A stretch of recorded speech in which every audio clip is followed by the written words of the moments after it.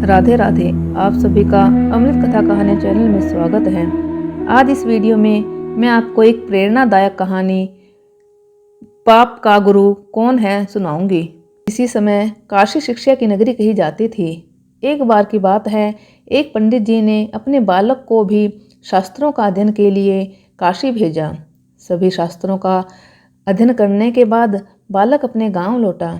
अपने विद्वान बालक के आने की खुशी में पंडित जी ने एक भव्य उत्सव का आयोजन करवाया, जिसमें ज्ञान चर्चा का विषय भी रखा गया। उसमें नए पंडित जी को शास्त्रोक्त तरीके से ग्रामवासियों की समस्याओं का समाधान करना था। सभी लोगों ने तरह तरह के प्रश्न पूछे। लगभग सभी प्रश्नों के जवाब नए पंडित जी ने शास्त्रीय व्याख्याओं से दिए। गांव वाले बहुत प्रभावित हो गए। इतने में एक बूढ़ा किसान सामने आया और उसने पूछा, पाप का गुरु कौन? पंडित जी ने अपना दिमाग खूब दौड़ाया, लेकिन इसका जवाब उन्हें कहीं नहीं मिला। अंत में पंडित को लगा कि अभी उनका ज्ञान अधूरा है। वह वहीं से वापस काशी को रवाना हो गए। काशी जाकर उन्होंने अपने सभी गुरुओं से पूछा, लेकिन इस प्रश्न का जवाब उन्हें कहीं से नहीं मिला। हताश और निराश होकर इस बार पंडित जी अपने अंतिम गुरु के पास गए तो उन्होंने कहा, वत्स, इसका जवाब तुझे एक पापी ही दे सकता है कि उसका गुरु कौन है। पंडित जी की आंखें आशा से चमक उठी। उन्हें लग रहा था कि अब उनको उनके प्रश्न का उत्तर मिल जाएगा। उन्होंने तुरंत पूछा, ऐसा पापी कौन है और कहाँ मिलेगा? तो नवीन पंडित जी के गुरुदेव बोले, मैं तो किसी पापी को नहीं जानता, लेकिन एक वेश्या है जिसने सैकड़ों लोगों को पापी बनाया है। वह तुम्हारे इस प्रश्न का जवाब दे सकता है। पंडित जी बिना कोई देर किए वेश्या के घर की ओर रवाना हुए। पंडित जी को आता देख वेश्या ने स्वागत में व्यंग्य करते हुए कहा, ज्ञान के साधक आज अज्ञान की सेवा में कैसे? पंडित जी ने स्वाभिमान पूर्वक कहा, हे देवी, मुझे सेवा की कोई आवश्यकता नहीं, केवल अपने एक प्रश्न का उत्तर चाहिए और उसका उत्तर केवल तुम दे सकती हो, इसलिए तुम्हारे पास आना पड़ा। मुस्कुराते हुए वैश्य बोली, पूछे महाशय, ऐसा कौन सा प्रश्न है जिसका जवाब केवल मैं ही दे सकती हूँ? पंडित जी बोले, मैं जानना चाहता हूँ कि पाप का गुरु कौन है।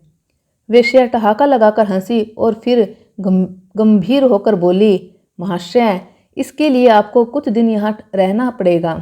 अब पंडित जी इस प्रश्न के उत्तर में पहले ही काफ़ी भटक चुके थे, इसलिए उन्होंने वेश्या की बात मानकर वहाँ रहना स्वीकार कर लिया।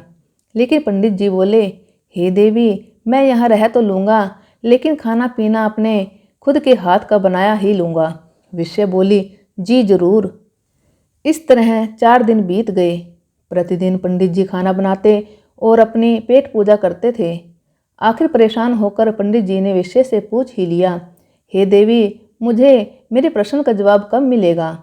वेश्या बोली, थोड़ा सब्र रखिए महोदय, बस 1 दिन की और बात है।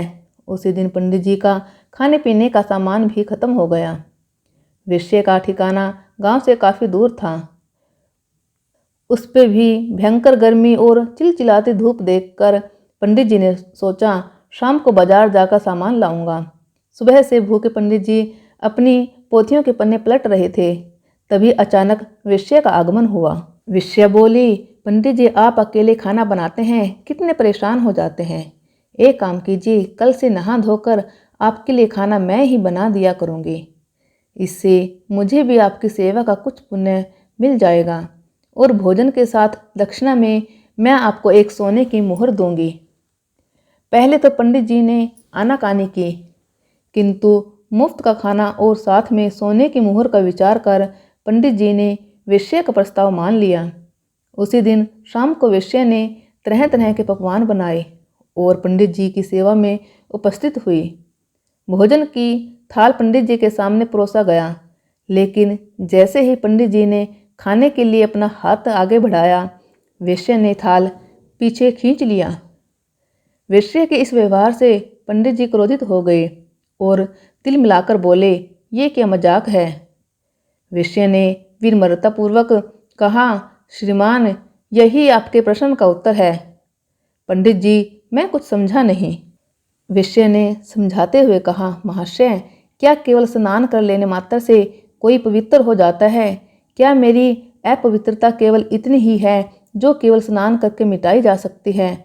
नहीं, लेकिन मुफ्त के भोजन और स्वर्ण मुद्राओं के लोभ में आप अपने वर्षों के नियम को क्षण भर में नष्ट करने के लिए तैयार हो गए। यह लोभ ही पाप का गुरु है श्रीमान। पंडित जी को अपना जवाब मिल चुका था। यदि गहनता से अन्वेषण किया जाए तो सभी विकारों का मूल लोभ को कहा जाता है।